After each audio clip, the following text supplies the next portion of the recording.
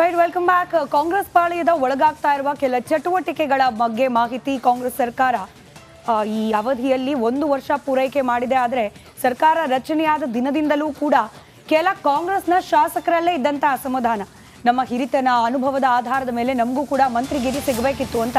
In fact republic ಕನ್ನಡದ ಮುಂದೆನೇ first ಶಾಸಕರು ಈ ಒಂದು ಅಪೇಕ್ಷೆಯನ್ನು ಹೊರಹಾಕಿದ್ದು. ಚೀಫ್ ವಿಪ್ ಕೈಪಾಳ್ಯದಲ್ಲಿ ಇನ್ನೂ ಕೂಡ ಅಸಮಾಧಾನ ಇದೆ ಈ ಮಂತ್ರಿಮಂಡಲ ರಚನೆ ಬಗ್ಗೆ ಅನ್ನೋದನ್ನ ಮಾತನಾಡಿದ್ರು ಅಶೋಕ್ ಪಟ್ಟಣಂ. ಇದೀಗ ಮಂತ್ರಿಮಂಡಲ ಪುನರ್ರಚನೆಯ ಕಾಲ ಸನ್ನಿಹಿತವಾಯ್ತಾ?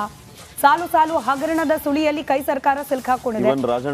ರಾಜಣ್ಣ ಅವರು ಹೇಳಿದ್ರು, ಏನ್ ಕೇವಲ ವಾಲ್ಮೀಕಿ ಕುರುಬ ಸಮುದಾಯದವರು ಒಕ್ಕಲಿಗರು ಅವ್ರ ಹತ್ರ ಮಾತ್ರ ಆಡಳಿತ ಇದ್ರೆ ಸಾಕ, ಬೇರೆ ಸಮುದಾಯದವರಿಗೆ ಅಧಿಕಾರ ಬೇಡವಾ ಅಂತ ಹೇಳಿ ನೇರವಾಗಿ ಪ್ರಶ್ನೆ ಕೇಳ್ಬಿಟ್ಟಿದ್ರು ರಾಜಣ್ಣ ಅವರು.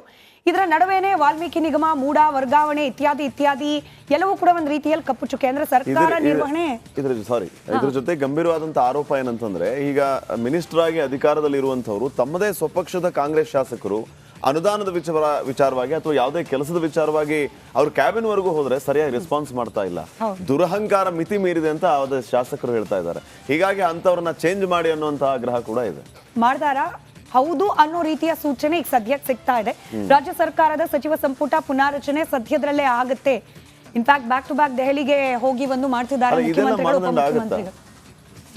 ಮೇ ಬಿ ಇವಾಗ ಒಂದು ಈ ಆಗಿರುವ ಡ್ಯಾಮೇಜ್ ಕಂಟ್ರೋಲ್ಗೆ ನಾವು ಕ್ರಮ ಕೈಗೊಂಡಿದ್ದೀವಿ ಅನ್ನೋ ರೀತಿಯಲ್ಲೂ ಸೂಚನೆ ಹೋಗ್ಬೋದು. ಯಾರೆಲ್ಲರ ವಿರುದ್ಧವಾಗಿ ಸರಿಯಾಗಿ ಕೆಲಸ ಮಾಡ್ತಿಲ್ಲ ಅನ್ನೋ ಆರೋಪ ಇದೆ, ಯಾರೆಲ್ಲರ ಇಲಾಖೆಯಲ್ಲಿ ವರ್ಗಾವಣೆ ಇತ್ಯಾದಿ ದಂಧೆ ಕೇಳೋಕೆ ಸಿಗ್ತಾ ಇದೆ, ಅವರನ್ನೆಲ್ಲ ನಾವು ಕೈ ಬಿಟ್ಟಿದ್ದೀವಿ. ಇವಾಗ ಹೊಸದಾಗಿ ನೇಮಕ ಮಾಡಿರೋ ಸಚಿವರಿಂದ ನೀವು ಉತ್ತಮವಾದ ಆಡಳಿತವನ್ನ ನಿರೀಕ್ಷೆ ಮಾಡಬಹುದು ಅನ್ನೋ ರೀತಿಯ ಇನ್ ಜನರಲ್ ಸಂದೇಶ ಕೂಡ ರವಾನೆ ಆಗುವ ಸಾಧ್ಯತೆ ಇದೆಯೇ? ಆಮೇಲೆ ಇವರು ಇಲಾಖಾವಾರು ಅನುದಾನ ಕೊಡಬೇಕು ಅಂತ ಆಯಾ ಇಲಾಖೆ ಸಂಬಂಧಪಟ್ಟ ಮಿನಿಸ್ಟರ್ಗಳಿಗೆ ಹೋಗ್ತಾ ಇದ್ದಾರೆ. ಆದ್ರೆ ಸಮಸ್ಯೆ ಏನಂತಂದ್ರೆ, ದುಡ್ಡು ಕೊಡಬೇಕು ಅಂದ್ರೆ ದುಡ್ಡೇ ಇಲ್ಲ. ಅದು ಅಂಡರ್ಸ್ಟುಡ್ ಆಗಿರೋದ್ರಿಂದ ಹೈಕಮಾಂಡ್ ಬಂದು ಏನ್ ಮಾಡ್ತಾರೆ, ಅವ್ರು ಏನ್ ಕ್ರಮ ಕೈಗೊಳ್ತಾರೆ ಅನ್ನೋದು ಈಗ ಪ್ರಶ್ನೆ. ನೀವು ಹೇಳ್ದಂಗೆ ಒಂದ್ ರೀತಿ ಗಾಯಕ್ಕೆ ಮುಲಾಮ್ ಸವರದಂಗೆ ಮಾಡಿ ಸಮಾಧಾನ ಮಾಡಿ ಹೋಗ್ತಾರೆ. ವರ್ಕ್ ಆಗುತ್ತಾ, ಗಾಯ ವಾಸಿ ಮಾಡುತ್ತಾ ಸೆಕೆಂಡರಿ. ಮುಲಾಮ್ ಅಂತೂ ಹಚ್ಚೋ ಪ್ರಯತ್ನ ಆಗಿರಬಹುದೇನೋ. ಇದರ ಜೊತೆಗೆ ಸಂಪುಟ ಪುನರ್ರಚನೆಗೆ ಕೈ ಹಾಕುತ್ತಾ ಹೈಕಮಾಂಡ್ ಅನ್ನೋ ಪ್ರಶ್ನೆಗೆ ಹೌದು ಅನ್ನೋ ರೀತಿಯ ಉತ್ತರ ಲಭ್ಯವಾಗ್ತಾ ಇದೆ. ರಾಜ್ಯಕ್ಕೆ ಕಾಂಗ್ರೆಸ್ನ ಹೈಕಮಾಂಡ್ ನಾಯಕರು ಇವತ್ತು ಬರ್ತಿದ್ದಾರೆ. ಸುರ್ಜೇವಾಲಾ, ವೇಣುಗೋಪಾಲ್ ಸಂಜೆ ಖಾಸಗಿ ಹೋಟೆಲ್ನಲ್ಲಿ ಮಹತ್ವದ ಸಭೆ. ಇದೊಂದು ನನಗೆ ಅರ್ಥ ಆಗದೆ ಇರೋ ಪ್ರಶ್ನೆ. ಅವ್ರದೇ ಪಾರ್ಟಿ ಆಫೀಸ್ ಇರುತ್ತಪ್ಪ, ಅದನ್ನು ಖಾಸಗಿ ಹೋಟೆಲ್ಗೆ ಹೋಗಿ ಮೀಟಿಂಗ್ ಮಾಡ್ತಾರೆ. ಎಲ್ಲ ಪಕ್ಷದವರು ಅದನ್ನು ಮಾಡ್ತಾರೆ. ಎನಿವೆ, ಇವತ್ತು ಖಾಸಗಿ ಹೋಟೆಲ್ನಲ್ಲಿ ಸಭೆ ನಡೆಸ್ತಾರಂತೆ.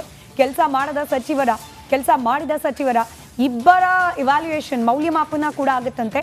ಹಲವು ಶಾಸಕರ ಒತ್ತಾಯದ ಮೇರೆಗೆ. ಇನ್ಫ್ಯಾಕ್ಟ್ ಮೊನ್ನೆ ಹೈಕಮಾಂಡ್ ಭೇಟಿಗೆ ಸಿದ್ದರಾಮಯ್ಯನವರು, ಡಿ ಕೆ ಶಿವಕುಮಾರ್ ಅವರು ಹೋದಾಗ ಆಹ್ವಾನ ಇಲ್ಲದೆ ಹೋದ್ರೂ ಕೂಡ ಕೆಲ ಕಾಂಗ್ರೆಸ್ನ ನಾಯಕರು ಹೋಗ್ಬಿಟ್ಟಿದ್ರು, ಇಷ್ಟುದ್ದ ಪಟ್ಟಿ, ಇಷ್ಟುದ್ದ ಕಂಪ್ಲೇಂಟ್ ಇಟ್ಕೊಂಡು. ಈ ರೀತಿ ಅನೇಕರು ಪದೇ ಪದೇ ದೆಹಲಿ ಅಂಗಳಕ್ಕೆ ಹೋಗ್ತಾ ಇರೋದು, ದೆಹಲಿ ನಾಯಕರಿಗೆ ಗಮನಕ್ಕೆ ತರೋ ರೀತಿಯಲ್ಲಿ ಮಾಧ್ಯಮಗಳ ಮುಂದೆ ಬಹಿರಂಗವಾಗಿ ಸ್ಟೇಟ್ಮೆಂಟ್ ಕೊಡ್ತಾ ಇರೋದು, ಇದನ್ನೆಲ್ಲ ಗಮನಿಸಿದ ನಂತರದಲ್ಲಿ ಹೈಕಮಾಂಡ್ ಇನ್ನು ಸುಮ್ಮನೆ ಕೂತ್ರೆ ಕಷ್ಟ ಇದೆ ಅಂತ ಹೇಳಿ ಭಾವಿಸಿದೆಯೇನೋ ಅನ್ನೋ ರೀತಿಯಲ್ಲಿ ಇವತ್ತು ರಾಜ್ಯಕ್ಕೆ ಆಗಮಿಸುತ್ತಿದ್ದಾರೆ. ಕೌನ್ಸಿಲಿಂಗ್ ಮಾಡ್ತಾರಂತೆ. ಕೌನ್ಸಿಲಿಂಗ್ ಮಾಡಿ ಇನ್ನು ಸಂಪುಟ ಪುನಾರಚನೆ ನಿಟ್ಟಿನಲ್ಲಿ ಮೌಲ್ಯಮಾಪನ ಕೂಡ ಮಾಡ್ತಾರಂತೆ. ಅಂದ್ರೆ ಇದರ ಜೊತೆಗೆ ಈ ಸಿದ್ದರಾಮಯ್ಯ ಕುರ್ಚಿ ಅಲ್ಲಾಡ್ತಾ ಇದೆ, ಡಿಸಿಎಂ ಡಿ ಕೆ ಶಿವಕುಮಾರ್ ಇದಕ್ಕಾಗಿ ಪ್ರಯತ್ನ ಮಾಡ್ತಾ ಇದ್ದಾರೆ ಅನ್ನೋ ಆಂಗಲ್ ಕೂಡ ಇದೆಯಲ್ಲ, ಅದ್ರ ಬಗ್ಗೆನೂ ಚರ್ಚೆ ಮಾಡೋದೇನಾದ್ರೂ ಚಾನ್ಸಸ್ ಇದೆಯಾ? ಬಹುಶಃ ಈಗ ವಿಚಾರ ಕೈ ಹಾಕ್ಲಾರೇನು ಅಂದ್ರೆ ದೊಡ್ಡದೊಂದು ಮೆಸೇಜ್ ಕೊಟ್ಟಂಗೆ ಆಗ್ಬಿಡುತ್ತೆ ಸಿದ್ದರಾಮಯ್ಯನವರನ್ನ. ಇನ್ಫ್ಯಾಕ್ಟ್ ಶಿವಲಿಂಗೇಗೌಡರು ಹೇಳಿಕೆ ನೀಡಿದ್ದು ಆನ್ ಫೇಸ್ ನಾವು ಅದನ್ನು ಒಪ್ಲಿಕ್ಕೆ ಸಾಧ್ಯವಿಲ್ಲ, ನಾನು ರಕ್ತಕ್ರಾಂತಿ ಆಗ್ಬಿಡುತ್ತೆ ಸಿದ್ದರಾಮಯ್ಯ ಅವ್ರ ವಿಚಾರಕ್ಕೆ ಬಂದ್ರೆ ಅಂತ ಹೇಳಿದ್ರು. ರಕ್ತಕ್ರಾಂತಿ ಆಗುತ್ತೋ ಇಲ್ಲೋ, ಬಟ್ ಒಂದು ಸಂದೇಶ ಅಂತೂ ರವಾನೆ ಆಗುತ್ತೆ. ಸಿದ್ದರಾಮಯ್ಯ ಅಂತಹ ಒಬ್ಬ ಮಾಸ್ ಲೀಡರ್, ಅಹಿಂದ ನಾಯಕ, ಅವರನ್ನೇನಾದ್ರೂ ಕುರ್ಚಿಯಿಂದ ಕೆಳಗಿಳಿಸಿ ನಾಯಕತ್ವ ಬದಲಾವಣೆ ಇತ್ಯಾದಿ ಕೆಲಸಕ್ಕೆ ಇವಾಗ ಹೋದ್ರೆ ತಪ್ಪು ಮಾಡಿರೋದು ಒಪ್ಕೊಂಡಂಗೆ ಆಗ್ಬಿಡುತ್ತಲ್ವಾ, ಅವರೇನೆ. ಅದರಿಂದ ಆಗುವ ಬೇರೆ ರೀತಿಯ ಎಫೆಕ್ಟ್ಸ್ಗಳು, ಅದನ್ನ ಕಂಟ್ರೋಲ್ ಮಾಡೋದು ಕೂಡ ಹೈಕಮಾಂಡ್ಗೆ ದೊಡ್ಡ ಟಾಸ್ಕ್ ಆಗುತ್ತೆ. ಹಾಗಾಗಿ ಈಗ ಸದ್ಯಕ್ಕೆ ಒಂದೆರಡು ಸಚಿವರನ್ನ ಕೈ ಬಿಟ್ಟು ಅಲ್ಲಿ ಬೇರೆಯವ್ರನ್ನೇನಾದ್ರೂ ನೇಮಕ ಮಾಡುವ ಸಾಧ್ಯತೆ ಇದೆಯಾ? ಇವತ್ತು ನಡೆಯುವ ಈ ಸಭೆಯಲ್ಲಿ ಇದ್ರ ಬಗ್ಗೆ ಮತ್ತಷ್ಟು ಮಾಹಿತಿ ಲಭ್ಯವಾಗ್ತಾ ಹೋಗುತ್ತೆ. ಅಪ್ಡೇಟ್ಸ್ ತೆಗೆದುಕೊಳ್ಳೋಣ. ನಮ್ಮ ಪ್ರತಿನಿಧಿ ಸತೀಶ್ ಈಗ ನೇರ ಸಂಪರ್ಕದಲ್ಲಿ ಜಾಯ್ನ್ ಆಗ್ತಿದ್ದಾರೆ. ಸತೀಶ್, ಸಹಜವಾಗಿ ಈಗ ಹೈಕಮಾಂಡ್ ಬರ್ತಾರೆ, ಮೀಟಿಂಗ್ ಮಾಡ್ತಾರೆ ಅನ್ನುವಂಥದ್ದು ವಿಚಾರ ನೋಡಿದ್ರೆ ಕುತೂಹಲ ಮನೆ ಮಾಡುತ್ತೆ.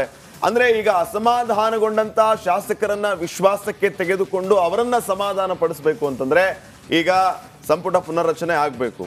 ಹಾಗಿದ್ರೆ ಸಮಾಧಾನ ಪಡಿಸೋದಕ್ಕೆ ಯಾರಿಗೆ ಪ್ರಾಶಸ್ತ್ಯ ಕೊಡ್ತಾರೆ, ಈಗ ಯಾರನ್ನ ಆಚೆ ಹಾಕ್ತಾರೆ ಅವರು ಅಸಮಾಧಾನಗೊಳ್ತಾರೆ. ಸೊ ಇದು ಯಾವ ರೀತಿ ಟಾಸ್ಕ್ ಆಗುತ್ತೆ, ಏನ್ ನಡೀತಾ ಇದೆ ಕಾಂಗ್ರೆಸ್ ಅಲ್ಲಿ?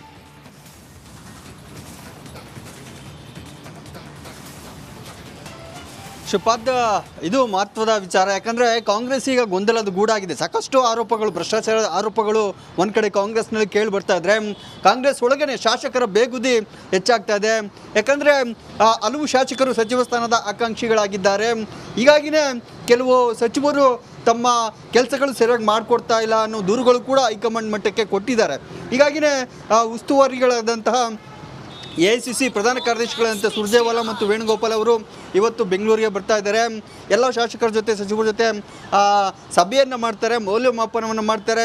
ಇಲ್ಲಿ ಪ್ರಮುಖವಾಗಿರುವಂಥ ಅಂಶ ಸಚಿವ ಸಂಪುಟ ಪುನರ್ರಚನೆ ಆಗ್ಬೋದು ಅನ್ನೋ ಮಾತುಗಳು ಕಾಂಗ್ರೆಸ್ ವಲಯದಲ್ಲಿ ದಟ್ಟವಾಗಿ ಕೇಳಿ ಬರ್ತಾ ಇದೆ.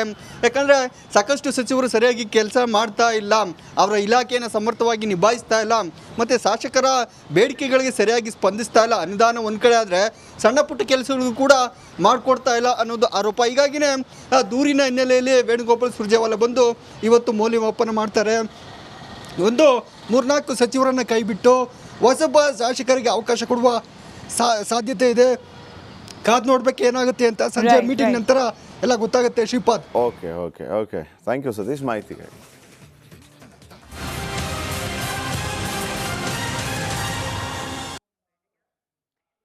ಕಾಂಗ್ರೆಸ್ ಪಾಳೆಯದ ಒಳಗೆ 1 ವರ್ಷದ ಅವಧಿಯಲ್ಲಿ ಇಷ್ಟೆಲ್ಲ ರಾಧಾಂತಗಳಾಗ್ತಿದೆ ಅನ್ನೋ ರೀತಿಯ ಚಿತ್ರಣ ಇದ್ರೆ ವಿರೋಧ ಪಕ್ಷದ ಸ್ಥಾನದಲ್ಲಿ ಕೂತವ್ರು ಸುಮ್ಮನೆ ಇರ್ತಾರೆ.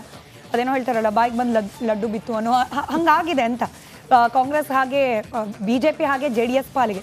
ಅದರಲ್ಲೂ ಮುಖ್ಯಮಂತ್ರಿ ಸಿದ್ದರಾಮಯ್ಯನವರ ವಿರುದ್ಧವಾಗಿ ಕೇಳೋಕೆ ಸಿಕ್ಕಿರುವ ಮೂಢ ಹಗರಣ, ಪತ್ನಿ ಹೆಸರಲ್ಲಿ ಆ ಸೈಟ್ ಪಡೆಯುವಲ್ಲಿ ಪ್ರಭಾವ ಬಳಕೆ ಇತ್ಯಾದಿ ಆರೋಪ.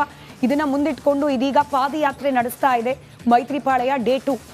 ಪಾದಯಾತ್ರೆಯ 2ನೇ ದಿನ ಇವತ್ತು. ಯಾವೆಲ್ಲ ರೀತಿ ಇದೆ ಇವತ್ತಿನ ಪಾದಯಾತ್ರೆಯ ರೂಪುರೇಷೆ, ಹಾಗೆ ಯಾವೆಲ್ಲ ರೀತಿಯಲ್ಲಿ ಪ್ರತಿಭಟನೆ ನಡೆಸ್ತಾರೆ, ಅದಕ್ಕೆ ಸಂಬಂಧಪಟ್ಟ ಒಂದಷ್ಟು ಡೀಟೇಲ್ಸ್ ಅನ್ನ ಗಮನಿಸ್ತಾ ಹೋಗೋಣ. ಮೂಡ ಸೈಟ್ ಸಂಕಷ್ಟ ಸಿದ್ದರಾಮಯ್ಯನವರಿಗೆ ಎದುರಾಗಿದೆ. ಸಿದ್ದರಾಮಯ್ಯನವರ ರಾಜೀನಾಮೆಗೆ ವಿರೋಧ ಪಕ್ಷಗಳು ಪಟ್ಟು ಹಿಡಿದು ಕೂತಿದೆ. ಇವತ್ತು 2ನೇ ದಿನದ ಪಾದಯಾತ್ರೆ, ಬಿಡದಿಯಿಂದ 2ನೇ ದಿನದ ಪಾದಯಾತ್ರೆ ಇವತ್ತು ಮುಂದುವರಿಯುತ್ತೆ. ಪಾದಯಾತ್ರೆಯಲ್ಲಿ ಕುಮಾರಸ್ವಾಮಿ ಅವರು ಕೂಡ ಭಾಗಿಯಾಗ್ತಾರೆ. ಇವತ್ತು ಬಿಡದಿಯಿಂದ ಕೆಂಗಲ್ವರೆಗೆ ಪಾದಯಾತ್ರೆ ನಡೆಯುತ್ತೆ. ಇನ್ನು ಪಾದಯಾತ್ರೆ ಜೊತೆಯಲ್ಲೇ ಸಾಗ್ತಾ ಇದ್ದಾರೆ ನಮ್ಮ ಪ್ರತಿನಿಧಿ ಸುರೇಶ್ ಕೂಡ. ಸುರೇಶ್, ಏನೆಲ್ಲ ಡೆವಲಪ್ಮೆಂಟ್ಸ್ ಇವತ್ತು ನಿರೀಕ್ಷೆ ಮಾಡಬಹುದು?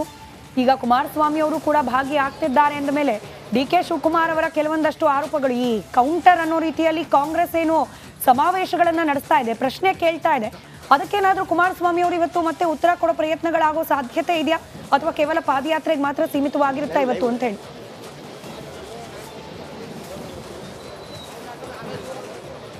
ಎಸ್ ಸ್ಮಿತಾ, ಇವತ್ತು 2ನೇ ದಿನದ ಪಾದಯಾತ್ರೆ ಈಗ ಏನು ಬಿಡದಿ ಇದೆ, ಬಿಡದಿಯಿಂದ ಶುರುವಾಗ್ತಾ ಇರ್ತಕ್ಕಂಥ ಈಗಷ್ಟೇ BJP ರಾಜ್ಯಾಧ್ಯಕ್ಷರಂತ BY ವಿಜಯೇಂದ್ರ ಅವರು ಇಲ್ಲಿ ತಟ್ಟೆ ಇಡ್ಲಿಯನ್ನು ಸವಿಯುವ ಮೂಲಕ ಇಲ್ಲಿಂದ ಹೊರಟಿರ್ತಕ್ಕಂಥ ಪಾದಯಾತ್ರೆ ಶುರು ಮಾಡ್ತಾ ಇರ್ತಕ್ಕಂಥದ್ದು. ಇನ್ನು ಕೆಲವೇ ಕ್ಷಣಗಳಲ್ಲಿ ಅಂದರೆ ಸುಮಾರಿಂದ 10-15 ನಿಮಿಷದ ಒಳಗಡೆಗೆ ಏನು JDS ಈಗ ಕೇಂದ್ರ ಸಚಿವರಾದಂತಹ HD ಕುಮಾರಸ್ವಾಮಿ ಅವರು ಕೂಡ ಅವರಿಗೆ ಸಾಥನ್ನು ನೀಡ್ತಕ್ಕಂಥದ್ದು ಬರ್ತಾರೆ. ಜೊತೆ ನಿಖಿಲ್ ಕುಮಾರಸ್ವಾಮಿ ಬರ್ತಾರೆ. ಅಂದರೆ ಇನ್ನೇನು